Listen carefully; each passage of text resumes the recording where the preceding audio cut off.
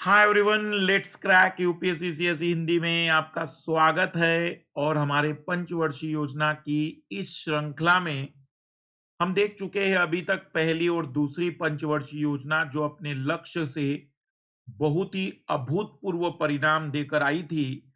और उसी के उत्साह में तीसरी पंचवर्षीय योजना भी भारत सरकार ने बहुत ही उत्साह के साथ प्रारंभ की थी। लेकिन तीसरी पंचवर्षीय योजना अभी तक की सभी पंचवर्षीय योजनाओं में सबसे असफल मानी जाती है, क्योंकि जब ये पंचवर्षीय योजना लागू हुई, उस लागू होने के समय में ही भारत को दो बड़े युद्ध देखने पड़े। 1962 का भारत चीन का युद्ध और 1965 का भारत पाकिस्तान का युद्ध। पर केवल युद्ध ही इन योजनाओं के विफलता का कारण नहीं रहा, बल्कि भारत में बाढ़ जैसी आपदा भी इस वर्ष बहुत ही ज्यादा त्रासदी का कारण बनी थी। आइए बिना किसी देरी के शुरुआत करते हैं आज की कक्षाओं के। एमके लाइव रेफर कोड आप यूज करिए जब भी आपको अनअकैडमी पर किसी भी प्रकार का सब्सक्रिप्शन लेना है। अधिकतम डिस्काउंट के लिए आप MK live refer code use करते चलिए। एमके लाइव रेफर कोड के माध्यम से आप प्लस, आइकॉनिक और ऑप्शनल के प्लान ले सकते हैं। 18 से ज्यादा ऑप्शनल सब्जेक्ट एक ही सब्सक्रिप्शन प्लान में अवेलेबल हैं, जिसमें आप हमारे ज्योग्राफी के कोर्स से भी जुड़ सकते हैं।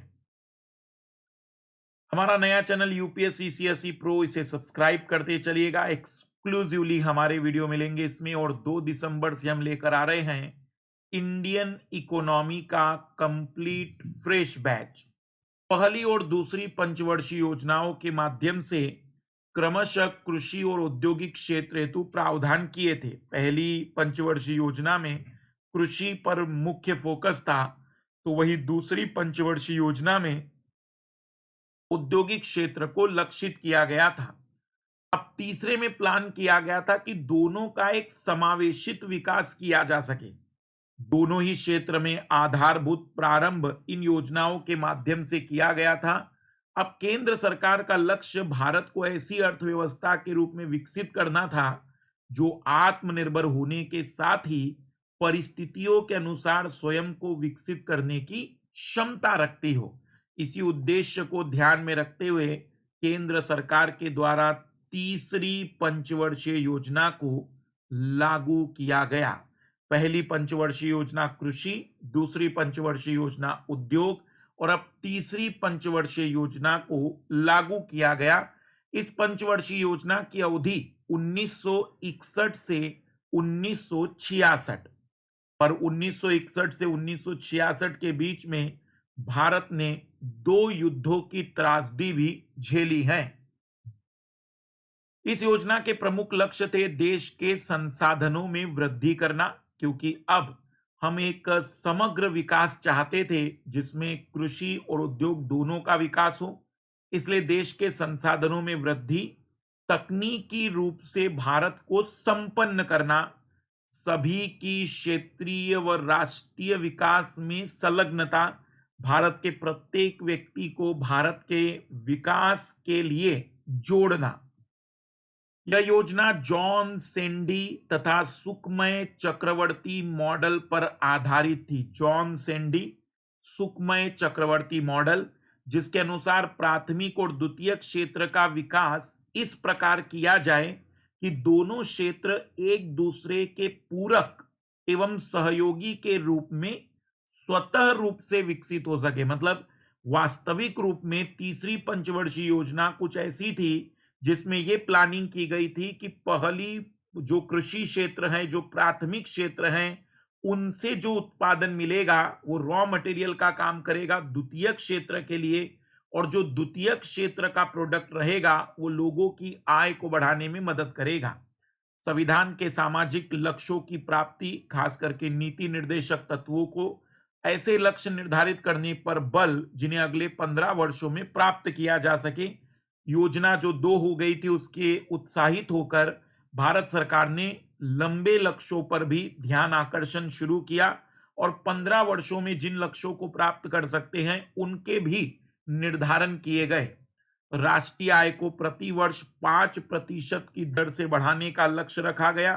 खाद्यान्न के क्षेत्र में स्वावलंबी बनना, उद्योगों की मांगों को पूरा करने के लिए कृषि उत्पादन में वृद्धि करना।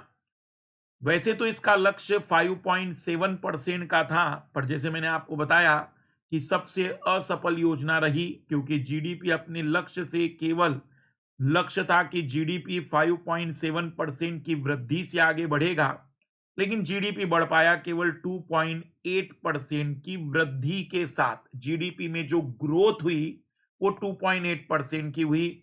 बड़ी उपलब्धियों थी गहन कृषि क्षेत्र कार्यक्रम 1963-64 में शुरू किया गया था। सघन पशु विकास कार्यक्रम 64-65 में शुरू किया गया था। कृषि लागत आयोग की स्थापना, ये वही आयोग है जो आज एमएसपी के लिए कहीं न कहीं वैधानिक संस्था के रूप में काम करता है। तो कृषि लागत आयोग की स्थापना हुई। न्यूनतम समर्थन मूल्य का पहली बार कंसेप्ट इसी योजना में आया था।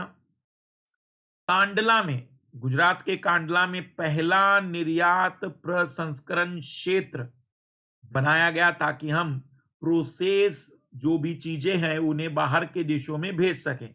और भारतीय औद्योगिक विकास संस्था बनी थी जो 2004 में आईडीबीआई बैंक बना।